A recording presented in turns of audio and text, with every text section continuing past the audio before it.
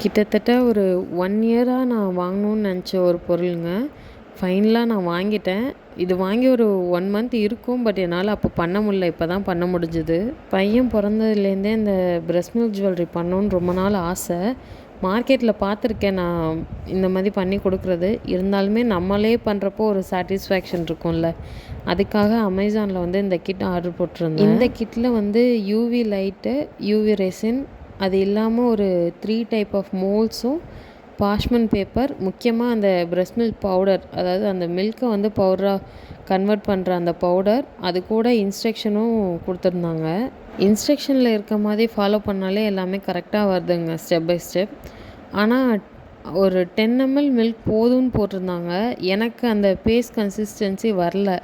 Extra நான் ஒரு 10 ml add பண்ணதுக்கப்புறம் தான் எனக்கு கரெக்டாக வந்தது. இதை வந்து எந்தளவுக்கு தின்னாக நம்ம ஸ்ப்ரெட் பண்ண முடியுமோ ஸ்ப்ரெட் பண்ணி அதை காய வச்சு பவுடர் பண்ணிட்டா ஒரு 2 இயர்ஸ் வரைக்கும் நம்ம ஸ்டோர் பண்ணிக்கலான்னு சொல்லியிருந்தாங்கங்க. நான் முன்னாடிலேருந்தே ரெசின் யூஸ் பண்ணியிருக்கிறதுனால எனக்கு இது கஷ்டமாக தெரியல. பட் நீங்கள் ஃபஸ்ட் டைம் இப்போ தான் ரெசின் யூஸ் பண்ணுறீங்கன்னா கண்டிப்பாக ஹேண்ட் க்ளவுஸும் மாஸ்க்கும் போட்டுக்கோங்க.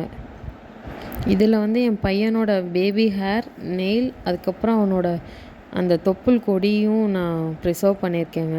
$1 என் பையன் பர்த்டேக்கு எங்கள் அம்மா கிஃப்ட் பண்ணதுங்க. அதை நான் கஸ்டமைஸ் பண்ணியே வாங்கிக்கிட்டேன். அவனோட தொப்புள் கொடியும் அதோட சேர்த்து பிரஸ்ட் மில்க் மட்டும் நான் இதில் ப்ரிசர்வ் பண்ணியிருக்கேங்க $1. முன்னாடி நார்மல் ரெசின் யூஸ் பண்ணியிருக்கேன் அதிகமாக. But first time UV resin இப்போ தான் யூஸ் பண்ணுறேன். ரொம்ப ஈஸி டு அக்சஸ் தான். நீங்களும் வீட்டில் பண்ணுறதா இருந்தால் ரொம்ப ஈஸியாக பண்ணலாங்க. ப்ராடக்ட் லிங்க் வேணும்னா சொல்லுங்கள், நான் கண்டிப்பாக அனுப்பி வைக்கிறேன். ஃபைனலாக நானுமே ஒரு வருஷம் வெயிட் பண்ணி இதை பண்ணி முடிச்சிட்டேங்க. எப்படி இருக்குதுன்னு சொல்லுங்கள்.